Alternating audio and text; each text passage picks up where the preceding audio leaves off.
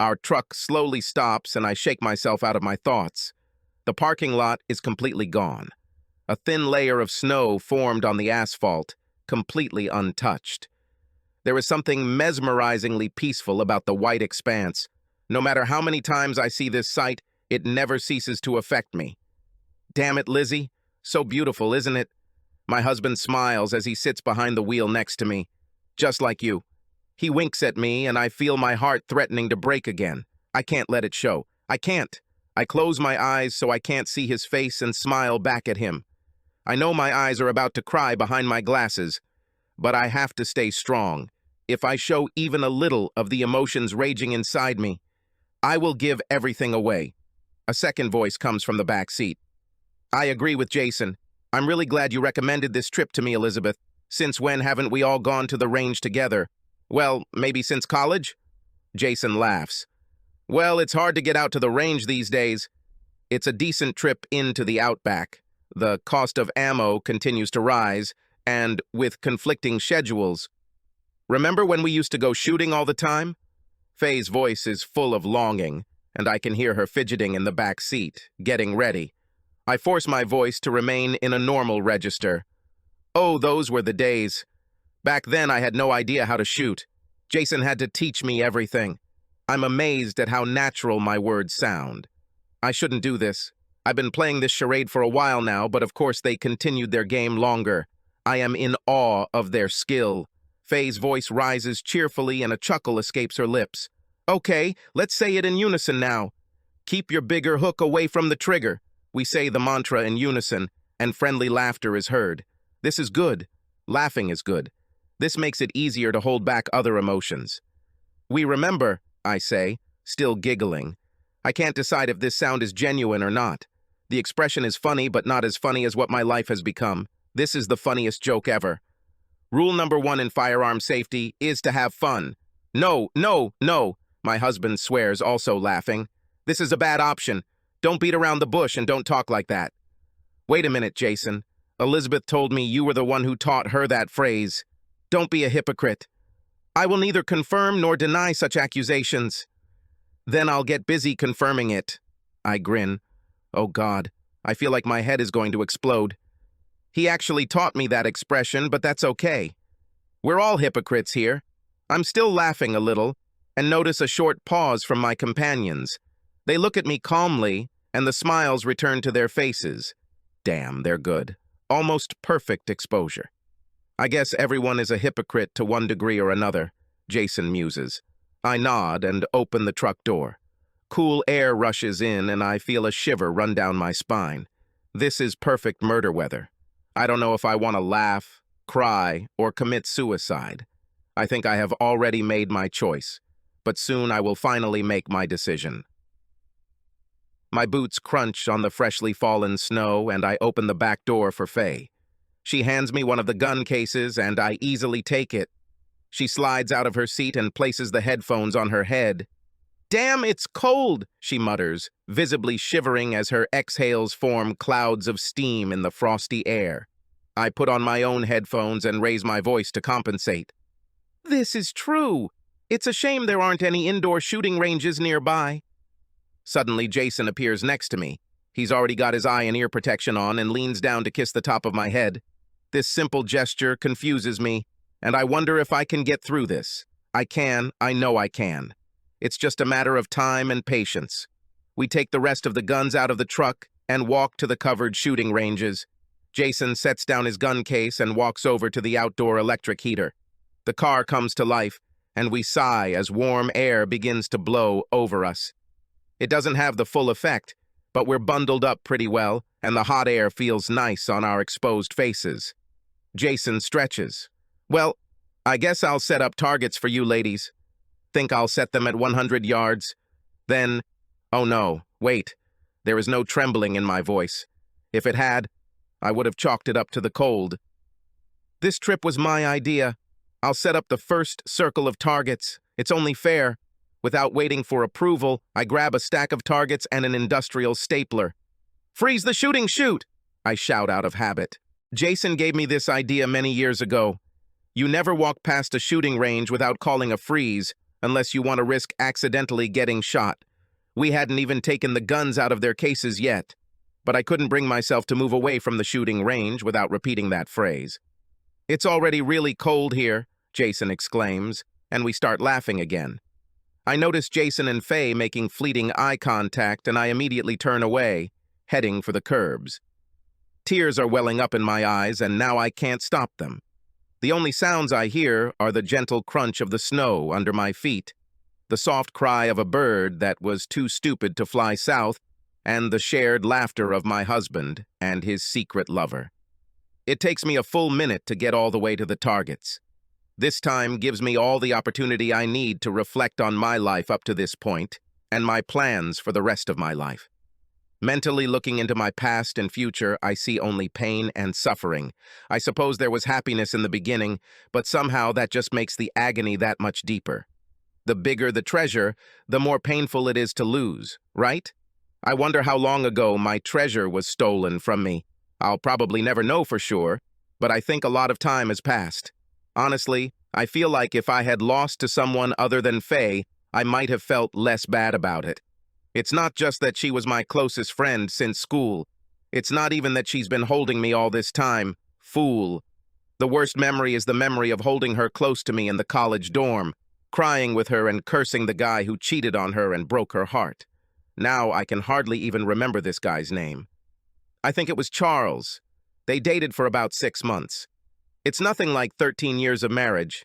I guess we're all hypocrites, but some of us are worse than others. Before I reach the last goal, all my tears run out. I think some are frozen to my cheeks, but I'll be sure to clean them off before I go back. I can't decide if her betrayal is worse than Jason's, but I definitely feel more willing to forgive him. He is my husband, and if he slept with any other woman, I would be heartbroken. Faye, on the other hand, might have sex with any man in the galaxy and I wouldn't care. There was only one guy I needed her to stay away from, and she couldn't resist. I wonder what they are talking about now. When I'm around, they don't often get to spend time alone. Are they agreeing on a date for their next escapade? Probably not. I'm pretty sure they plan this all out months in advance. Of course, this is not difficult when the lover's wife is a gullible fool, isn't it? As I secure the targets in place, a funny thought occurs to me. They could shoot me right now. Accident at the landfill. So simple. So simple. I suppose they would be subject to some scrutiny, but it doesn't seem like I would be able to expose them. I would be a cooperative corpse. Part of me wishes they would do just that. Come on, Jason. Just be strong and shoot me already. Then I will die, and you can spend the rest of your life with your new lover. Make up your mind. My voice is quiet, I whisper, but even at this distance, I wish he could hear me. Just make it clean, baby. I do not want to suffer. Haven't I suffered enough? I turn and look at this couple. Yes, they are far from each other. Very correct. Not suspicious in the least. Smart ass. Not smart enough, I guess, but smart nonetheless. I have always respected my husband for his cunning mind. Jason waves at me to hurry up. I want to yell at him, but I just go. Does he want me to come back? What an irony. Once I reach the shooting benches again, Jason reaches out and pulls me closer to the heater. The sudden wave of warmth feels so amazing after the cold outdoors. The weapons are laid out on the table in the warmth of a heater, which we hope will protect us from the cold. The scope is also adjusted and aimed at the targets along with our firearm. Who will go first? I can if you want. Jason? Elizabeth? I think Lizzie should go first. After all, this trip was her idea. I smile tenderly at my husband, channeling every positive memory I can to keep myself from crying. I haven't cried yet, so I think it works pretty well. I'll go first, I say, shrugging. I guess I've pretty much forgotten. I walk over to the box of ammo and empty the pack into my palm, stuffing it into my jacket pocket. Faye chuckles politely. Ha, Elizabeth, you always put bullets in your jacket pocket. Why not just insert them directly into the magazine? Well, Okay, Jason interrupts. You've been away from the shooting range for too long, Faye. Sorry, sweetie, what did you say? I told you that putting them in my pocket warms them up so they aren't so cold when I pick them up. Oh yes, my ex-girlfriend nods. I forgot. I soon take bullets out of my pocket to fill the magazine and click it into the carbine. The metal of the carbine is really cold, but not too cold. The weapon belonged to my grandfather, an M1 carbine. I remember his story about the time he was forced to use it. Not a very pleasant story. I think he always wanted to pass this on to his grandson, but it was just me. So I guess he had to settle for that. But he never taught me how to shoot it. I sit down and aim my rifle at the targets. "Hot shooting, shoot," Jason shouts, and I feel all eyes turn to me. I'm wearing shooting glasses, and I silently pray that they will hide the moisture that accumulates in the corners of my eyes. I can barely see the target. I pull the trigger and the recoil terrifies me. The hit is relatively light, but I'm not a very big girl, and yet it doesn't hurt. You really missed the mark, Elizabeth," Faye says, and you can hear a grin in her voice. "Below and to the right. It's been a long time since we last shot. I'm sure I'll miss it too. I fire a few more shots, but they are all ineffective. One almost cuts through the bottom of the paper, but none of them come close to the center of the target. I think I need to get my eyes checked," I say, feigning laughter. I wipe the moisture from my eyes as casually as possible. I must still be half asleep. "It's okay, honey." Jason's voice is so warm and understanding. Somehow, this makes everything worse. "Let me show you, just like I did the first time." He sits down on the bench behind me, wrapping his warm, strong arms around my body. It takes all my willpower to stop myself from sobbing uncontrollably. "I must be strong! I must be strong!" Oh, Faye coos. "I remember how he taught you to shoot when you had no idea what to do. He hugged you so much. The urge to turn around and blow her head off is almost overwhelming. I can't. Jason would still try to stop me. Remember, baby, relax your muscles. Don't tense up. Point the weapon at the firing range and take a breath. The target should be slightly blurry, and so should the rear sight. Focus on the front sight. Press the trigger as you exhale. I know all these instructions." He quotes his instructions from my first lesson, almost word for word. Strong male arms hugging me make me want to faint. I love him so much. Why should I love this man? This fucking bastard? With all my heart? I don't know, but any attempt to deny this fact is futile. If only he had shot me while I was setting up targets. I would be dead, and he could be happy. But I guess it's not meant to be this way. I fire a few more shots. His guiding hands improve my attempts, but I'm still nowhere near the bullseye. Faye clicks her tongue. Maybe the guns ran out of charge or something? Laughter drives away my sadness. No, this is my merit. You guys try it and see if I'm wrong. Faye sits in my seat and takes my carbine. Coincidentally, she didn't take her gun with her. She has to use mine. The irony of this fact is so bitter that I have to bite my lip to suppress a scream. Of course, she doesn't have her own weapon. She can always borrow it from her best friend. I've never had a problem with her using anything of mine, with one notable exception, but that didn't exactly stop her, did it? A gunshot cracks, and Jason looks through the scope. "Hey, not bad, Faye. A little lower and to the left." I hear the second episode, and again, my husband seems impressed. "Even better, but I feel like you might be going a little overboard. You still have a little bit left, but this time you're high." Several more shots are fired, and each time she seems to do better. She's better than me, that's obvious. I guess she's always been like this. Prettier, smarter. She's damn good at getting what she wants, that's for sure. I would admire her if I didn't hate her so much. Perhaps her streak of success will end today. Let's see. After she unloads the weapon, my husband comes forward. He has his dad's old M1 Garand. This is the older brother of my carbine, much more powerful. His father bought him from a retired veterinarian. He may have seen a fight, but not with anyone from Jason's family. I'm sure there's irony in this too, but I'm too emotional to think about it at the moment. Step aside, ladies. It's time to see a real shooter at work. It's not a girl's gun either. This is a man's weapon. He places the carbine on the ground. After looking around at those sitting at the table, he turns to me. Lizzie, you have it. Here you go, honey." I hand him the fully loaded clip. Darling, this name thunders in my head. reverberating in the depths of my skull and gaining momentum. His heart is no longer sweet, at least for me. Everything is fine. I also have very little sweetness left in me. Jason inserts the entire clip, careful not to snap the safety on his finger. He takes aim, pausing only for a moment, and fires. Looking through the viewfinder, Faye whistles. "Bullseye! Very impressive. Thank you, thank you." He makes a mock bow. He fires a few more bullets, all of which hit their target. He's as good as ever. On the last shot, the clip flies out and falls to the floor with a clang. I lift it carefully. My husband's smile is incredibly wide, and he keeps it there until he turns and looks at me. He must see the conflicting emotions on my face because his smile fades somewhat. Is everything okay, baby?" I nod my head, desperately hoping I didn't give anything away. "I'm fine. I guess I'm just ashamed that I'm the only one who can't hit the target today." "Oh, honey." He gets up and hugs me again. The arms that I once loved so much are hugging me, and it's too heavy for me. All my emotions came flooding in at once, and my entire cool girl facade was swept away by an uncontrollable surge of sadness. I just wanted to hit the target like I did before."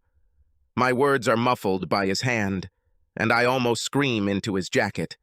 Why am I not good enough anymore? Why can't things just be the way they were when we were younger? Why? I'm trying so hard. What else can I do? The warmth of his embrace only fuels the fire of resentment and torment. When did I stop being good enough?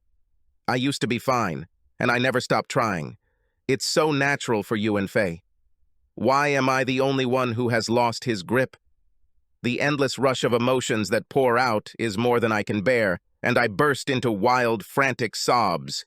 He pulls me away from his body and looks into my eyes. I expect to see some shared pain, some degree of mutual grief. Instead, there is only confusion and perhaps irritation and pity.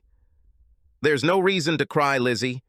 There is a hint of comfort in his words, but it almost sounds like a rebuke. To him, I'm a capricious child, crying about things I don't understand. I'm not a child, but he's right about one thing. I don't understand. I don't think I'll ever understand it. He pulls me close again and I hug him incredibly tightly. I want him so bad. But most of all, I just want to be wanted. I've always needed him to choose me, but he's torn apart. I swear this will end today. "Yes, dear. Everything is fine." Faye's voice is so calm and protective. If I hadn't lowered the carbine, she would have been dead. There is no reason to be upset or embarrassed. Of course, Jason and I did better, but you're just rusty. Wait a little and you'll be back to normal. Jason and Faye. Together, they form a single whole. They make the perfect team, and they are better than me, individually and in pairs. Why didn't they just kill me when I got within range? I wiped the tears from my eyes and looked down, running my hands over my jacket. The cartridges in your pocket clink against each other. Honestly, Faye, I don't think things will ever go back to normal. I've lost something that I can't get back. I'll never be as precise as I once was. I can feel it. Maybe I'll get over it, but I can't go back. The past is in the past. No point in letting it get me down, huh? Jason and Faye exchange a brief glance. An understanding look? Guilty? Whatever it was, it disappeared in an instant. They've been doing this for a long time. They're damn good at faking it. Just like that, the sadness begins to dry up. It doesn't happen instantly, but I feel like the process is starting. I rub my eyes and my husband hands me a tissue to blow my nose. I try to give my voice a little cheerfulness. Good, baby. Since you ruined the center of the target, you can go patch up the holes, and we'll try again. Maybe I can even cut the paper in circles.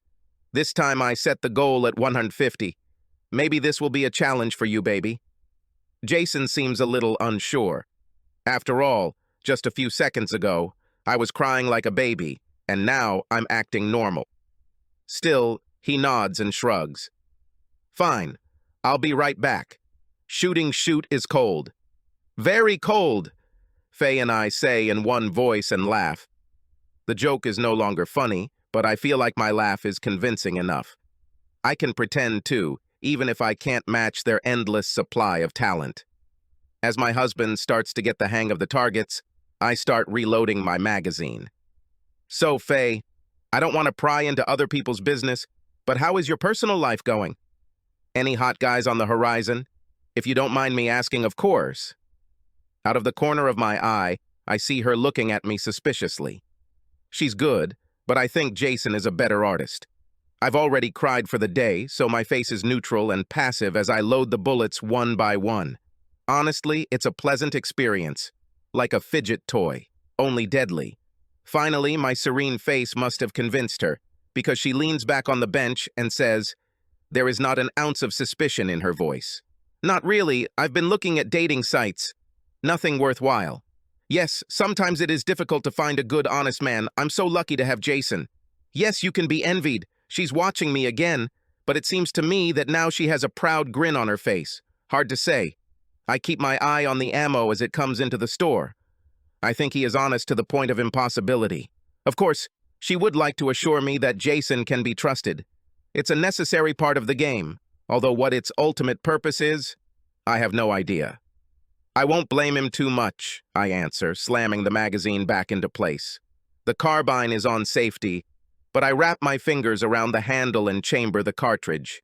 Technically, you shouldn't reload new ammo when the shooting range is cold, but if Faye notices this, she doesn't say anything. With the gun comfortably resting on my hips, I begin to remove the 30-06 ammo from my pocket and insert it into the Garand clip. I look into the distance. Faye, how long have we been friends? Faye also seems distracted by something. 18 years old or more? A lot of time has passed. This is true. You always had a shoulder to cry on. I'm here for you, sister. I think she's watching Jason now. He has some problems with the stapler. I insert the last round into the clip and hand it to her.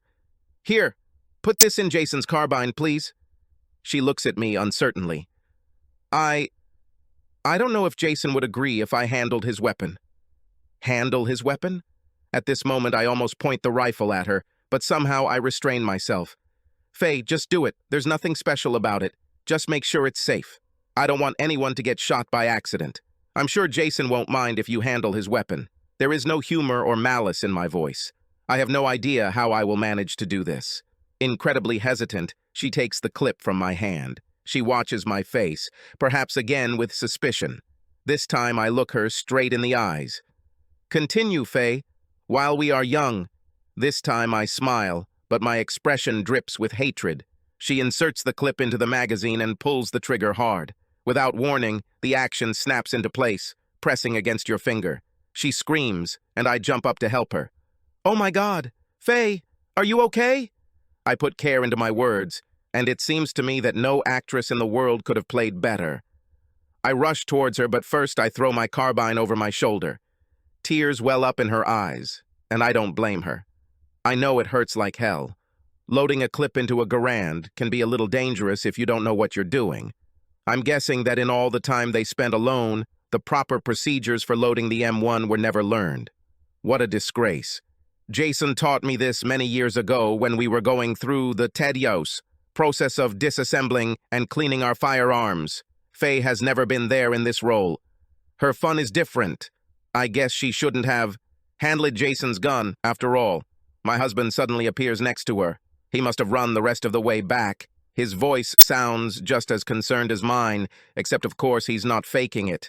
Now it was Faye's turn to howl like a petulant child. Lizzie told me to load the magazine in. Insert the clip into the magazine. I correct her, and then frown in mock embarrassment. I'm really sorry. I didn't know this would happen. I should kill that bitch for calling me Lizzie. Previously, I would have said that only Jason was allowed to call me that, but at the moment, I just don't want to hear it from anyone at all. It's called the Thumb of Garand. Jason Mance explains as he takes her hand in his, examining the wound, an endlessly loving gesture. I bet he doesn't want her to hurt the good hand she uses to amuse him. My fingers feel for the butt of the carbine, but I leave it behind my back. Everything is fine? Do we need to go to the hospital? Of course, I already know the answer. Unless it broke her finger, which I suppose is possible, although unlikely, I think she'll be fine. She can barely contain her own sons, and yet Jason somehow hesitates to scold her the way he scolded me. Sure, getting a painful blow to the thumb is a bigger reason to cry than missing a target. But when your husband of 13 years is sleeping behind your back with your best friend, I believe the jury is still out on this issue. Should we go home, Faye? We can, if you need. She slows down her ragged sobs, turning them into something manageable. If she says, we have to go home, I'll probably just kill them both right now. This is not what I want, but I can't say that I don't like this idea at all. I think I'll be fine. There's a Band-Aid in the truck, right? I nod. When you take it, can you also bring a target with a steel ring? I have to ask Jason something in private. I can see that Jason is going to object to me giving our little wounded warrior tasks, but the look on my face makes him think. Faye suddenly looks less hurt and more worried. But what can she do? Of course, a woman has the right to have secrets with her husband, even if her husband kept his secrets from her with his disgusting home-wrecking girlfriend. Yes. Faye. Take the bandage. There's concern in his voice, but he tries to look confident as Faye walks toward the truck. And the steel bell target too, please, Faye? I think the ice in my voice is bothering them both. The carbine still hangs from my shoulder, but my gaze is calm. Of course, there is not a drop of rage in my eyes, which in fact is gradually beginning to replace my sadness. What do you want, baby? Jason asks, hiding the worry in his voice almost perfectly. I came closer. I'm sorry about Faye's thumb. It was an accident. Lies come so easily from my lips that they even shock me. But I wanted to talk about something else. Before she got hurt, I was just thinking to myself, I don't think you can hit the bullseye 7 more times at the 150 mark and then the same thing at the 200 mark. Jason cocks his head to the side, clearly confused. The conversation didn't go in the direction he expected. Honey, you know I can do this. You saw me destroy the center at 100 yards. These goals aren't even that small. Look, as much as I want to show off, I really think we should cut this trip short. Faye is injured and, if you can do it, I'll give you pleasure tonight. All the way. There's a mischievous glint in my eyes that my husband immediately clings to. Your goal is to give me something easy, just so you can please me. There's only one way to find out. All my sarcasm and rage boils over into a sexual frenzy, and I swear I can see the bulge in his pants. It's been a long time since I've done something like this for him, although it's also been a long time since he asked. I guess he has someone else for that. You did it, sexy. He grins with lustful delight, and I swear I almost puked. Since when did you suddenly become like this? He loads a new cartridge, which loads much easier than Faye's thumb, and takes aim. Shooting shoot is hot! I scream instinctively. 7 deafening shots are heard, and then the shots fall silent. He puts the carbine on safety. I walk up and look through the optical sight. He hit the center 6 times. The 7th mark is a little high. Technically, it's a miss, but I'm not going to complain. I take out my phone and start filming it. What can you say in your defense, Mr. Ace Gun? That was damn good shooting. I never miss it. He beams and I smile back, tucking my phone into my front jacket pocket. Like most of my jackets, the front pocket is too shallow and my phone sticks out almost halfway. Faye approaches with a target. A worried look appears on her face, but it instantly disappears when she sees Jason's delight.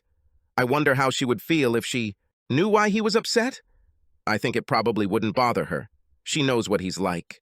I think even better than I do. Faye, could you go and set up targets at 200 yards, please? My voice is as dead as I feel. What? Hey, I'm in pain and I don't want to go. Faye, please just do as you are asked. There's an edge to Jason's words that's clearly surprising, but then his voice softens. I mean, if you don't mind, I would really appreciate it. Faye doesn't look too happy, but she slowly complies with the request.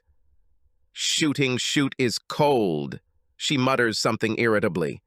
Very cold, Jason grins, endlessly pleased with himself. Such a big man, my husband, capable of effortlessly subjugating all the women in his life to his will. The sound of Faye's footsteps slowly fades, and I sit down opposite Jason. Sitting down, I take the rifle off my back and point the muzzle directly at my husband's head. There is an incredibly subtle click as I release the safety of the weapon. It takes him a few moments to notice. I think he was watching Faye's ass. I think this is clear.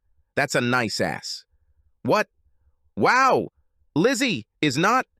Keep your voice down, you adulterous piece of shit, or I swear to God, I'll decorate this whole place with your brains. Jason's eyes go wide, even wider than when he saw the gun pointed at his face. What? Hey! Lie to me even once, and for this I will smash your head in. Rule number 1 in firearms is to have fun, and if you lie to me just one time, I'll have fun. I see the gears turning in the snake pit he calls his mind. Such vicious thoughts, all of them spiraling to help him think of a way to defuse this situation. Unfortunately for him, there is only one way out of this situation. This is my way, and he doesn't like it. Fine. He shouldn't like it. Lizzie, listen. No, shut up and listen. I knew this for a long time and was biding my time. But now you're exactly where I want you. I want you to answer my questions. If you say one word I don't want to hear, or if you scream at your lover, you're dead. Also, get your carbine if you want to die. Right now, I'm happy with everything. Nod. If you understand, or I may just shoot you immediately. I see realization dawning on him. Not only do I know he's a traitor, I know it has something to do with Faye. Reality gradually begins to dawn on him. He nods. My resentment and rage could not be stronger. Part of me insists that I must pull the trigger immediately, but I resist the urge. I feel like I'm about to start crying again, but I resist that too. We've been married for 13 years, Jason. 13 years. Not once during all this time did I look at another man. I know I wasn't perfect, but damn it, I tried. I cared. I was there for you no matter what, and... Wait a minute. Jason begins, but immediately falls silent when I point the gun at his nose. He brings his hands to his face and narrows his eyes. The reaction is automatic, but at the same time, humorous in some way. His fingers won't stop a .30 caliber bullet. A quick glance shows me that Faye is still there. She didn't hear anything. Perfect. I move the muzzle away from his face, now just pointing it at his chest. He relaxes, but only slightly. This is not the part where we list mutual shortcomings, Jason. If you think I'm pretending to be the perfect wife, then you're deaf and stupid, in addition to being a libertine. But do you want to know the craziest part? As much as I want to hate you, I'm even more angry at Faye. Was she trying to take you away from me? Why do you? Answer me. Why are you? She is the initiator, Jason exclaims, immediately throwing his second love under the metaphorical bus. She was the first to approach me, and I resisted her for a very long time, until... I point at him again, and he involuntarily falls silent with his mouth open. That's what I thought, I say, nodding. You are a weak-willed husband, and she is a vile friend. He clearly wants to nod, but he's trying to figure out if I'm being sarcastic or not. Well, my problem is that I fell in love with a slimy, pathetic man, I exclaim, as if in despair. I could kill you now and claim it was an accident. It would be my word against, well, I suppose against no one. Faye could try to expose me, but if she accused me of murder, she would have to provide a motive. I don't think she's ready to do this. In the end, my only motive is the fact that you cheated on me. With her. She would have to admit to everyone that she is a slut, and I don't think she wants her family to know about her indiscretions.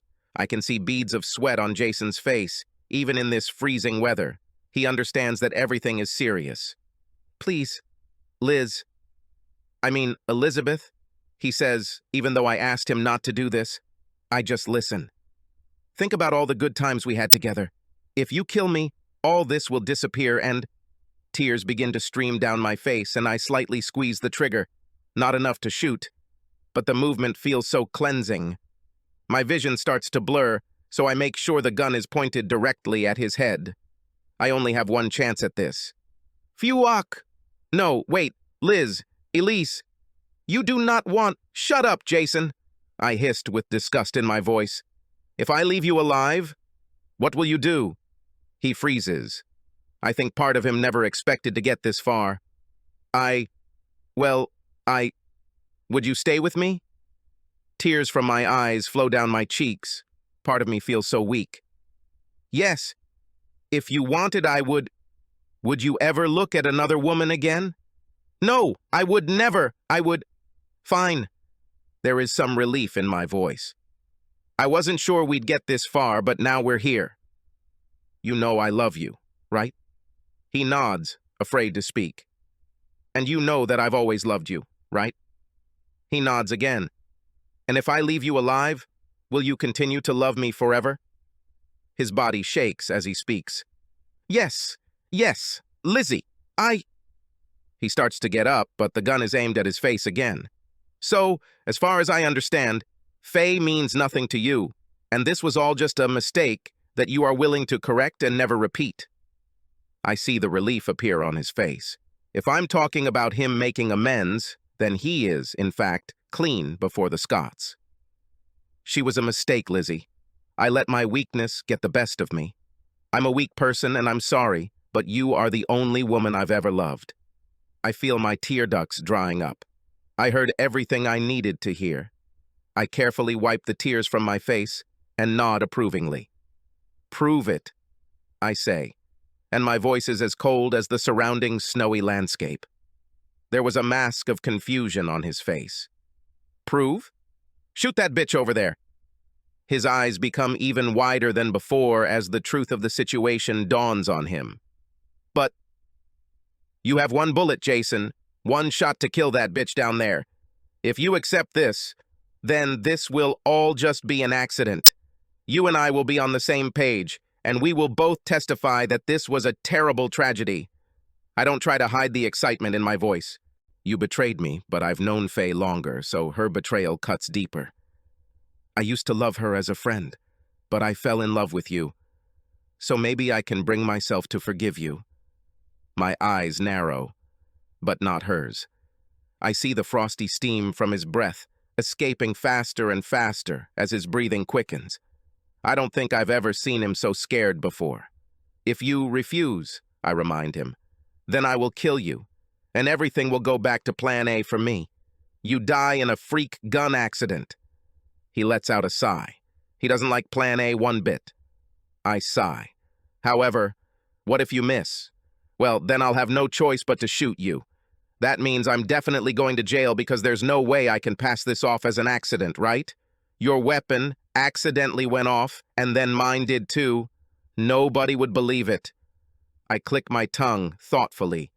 But, as far as I understand, if you miss, I'll shoot you in the groin first, and let you bleed and suffer for a couple of minutes while I shoot Faye there in the field. Then, if I feel generous, I will put you out of your misery. In unison, my husband and I turn to look for Faye. She's 200 yards away, trying to attach the bell to the chain and having a little trouble with her injured arm. I giggle loudly. Elizabeth, you can't do this. He goes silent again when he sees my trigger finger begin to curl. Damn, this feels so good. Although, a little more pressure, and it would probably be a lot better. You are right. I do not want to do this, I say calmly. I think my tough words are now worse than screaming. I want you to do this. If you love me, and if this bitch misled you, then kill her and prove yourself right. He stutters now, completely pathetic. Why did I have to fall in love with such an asshole? You have until the count of 5 to aim, Jason. 12. Before I can count to 3, he already grabs the carbine, although he hasn't taken aim yet. I carefully approach him from behind, pointing my rifle at the back of his head. Now you have until the count of 10 to make a shot. I'm only giving you this much time because I don't want you to miss it. And of course, if you want to die faster, you can always try to point that rifle at me. The emotions on his face paint an incredibly vivid picture. Fear, sadness, disgust. It reminds me of my own face when I found out about it with Faye. 10, I say in a completely dead voice. Liz, please. 9. This. 8. You cannot. 6. He gasps, horror filling his voice as I miss the number. 2. I'm starting to lose patience with myself. I hear a terrible cry of fear as he presses his cheek to the butt. A deafening roar is heard. This is followed by an accompanying ping when extracting the unblocked clip. My heart is soaring, but part of me is also disgusted. I can't believe I did this. I can't believe he did this. At the other end of the field, Faye falls face first into the snow. She screams, but it's hard to hear her through the headphones. Is she hurt, Jason? I think this is reasonable. I suppose a headshot would be more suspicious, but now we have to wait for her to bleed out. Well, Jason sobs uncontrollably, and I pat him on the back. Well, well, honey. You'll never have sex with her again, but at least I made you an honest man. I step away from him and point the gun at the back of his head again. I pull the trigger, but only a little. I can't believe how good it feels. Soon I loosen my finger, although I still keep the gun pointed at him. From the other end of the field, Faye's shrill scream gradually becomes more audible. Shooting, shoot is cold! Shooting, shoot is cold! She screams, covering her head with her hands. The reaction again is stupid, but mostly involuntary. As soon as Jason looks up, he sees that Faye is alive and rises to her feet. She appeared unharmed and threw herself to the ground when the shooting began. Did you miss? I say, as if surprised. I never would have thought that you wanted to get shot in the groin. I aim for his crotch. It was an accident, I swear. I did not miss on purpose, Jason exclaims, and every word is filled with horror. Give me another round. I swear I will not miss again. Please. One more chance. He looks so pathetic. I want to cry again because of the love I have ever felt for this man. I feel almost as much disgust for myself as I do for him. I shake my head as if disappointed. I gave you too many chances, Jason. He presses his hands to his groin in the same universal, hilariously useless gesture. Faye! I scream at the top of my lungs. Get your ass over here! I lower my rifle, and Jason stares at me, clearly too scared to speak. As soon as Faye returns, I take out my phone and start fiddling with it nonchalantly. What the hell was that? Faye screams. Her eyes are wild and confused. Who tried to shoot at me? Jason is still in shock, so I answer for him. Your lover did it. Surprise at being caught blooms on Faye's face, displacing her initial anger. This is clearly accompanied by fear of me and my carbine. Now Jason starts shaking his head. She made me... I told him to shoot you or die. There is absolutely no emotion in my voice. I loaded the clip with 7 blank cartridges. It was his choice to sacrifice your life to save his. But I really wouldn't do that to you. I may, unfortunately, have a conscience, unlike you two. Have you loaded? Her voice is full of fear and rage. I know this feeling. I'm surprised by how little shame I see in her expression. What a bitch. I loaded the clip, which you inserted into the magazine. I knew Jason could see the blanks, so I asked his stupid lover to insert the clip for me. I see realization dawn on Jason's face, as well as the realization that there was never any threat to begin with.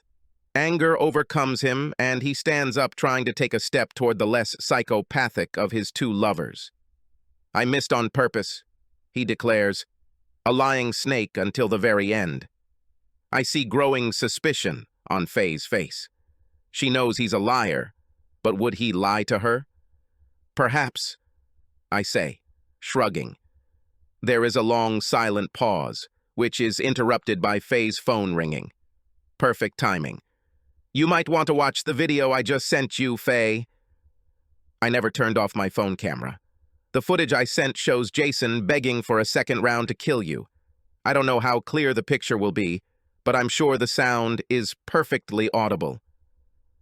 I believe you can quite trust the one you chose. The former couple stare at each other. Two deceivers, both aware of the lack of honor among thieves. I walk over to the table and take the keys to the truck. The carbine is in my hands, not aimed, but not forgotten either. I need you two to stay here until I leave. You will find your own way home. I should take your phones, but I guess you'll need something to look at while you wait for a ride. May I once again recommend the video I just posted? I think this is very interesting. Faye's eyes narrow in disbelief. She may have even heard Jason begging me to give him another shot when it happened, but she wouldn't have been able to hear him clearly. However, now I suggested that she reconsider the events as they unfolded. Of course she doesn't want to believe it, but we both know that I have never lied to her in the past. I was a good friend. Oh, and the last thing. There's a hint of sardonic humor in my voice that I can't hide. Make sure you pay extra close attention to the video the first time, Faye. I sent a video from the Privacy messaging app. You know that, right? This is the same one that people like you use to send sexy videos to their married lovers. Material is always deleted after the first viewing. I accidentally came across the app on Jason's phone. Honestly, this was the first clue that pointed to his infidelity. However, now I see that the app has other uses. I'm sorry you can't watch this over and over again to get the full effect, but I certainly can't have you showing this movie to the police, can I? Liz. Jason takes a step towards me, and I point the rifle at him again. Don't you dare, damn it! I never want to see your ass again. I've already taken care of the legal side. I won't be able to get everything we had, but I think I'm definitely on the winning side of this deal. We both know the truck is registered in my name, but that's just the beginning. I smile sweetly as Jason's tower of cards begins to crumble in his mind. But hey, you can keep the girlfriend you tried to kill. As long as she stays with you, of course. Now it was Jason's turn to look annoyed. We're all hypocrites here, honestly. Don't point a carbine loaded with blanks at me, Elizabeth. You've already admitted that.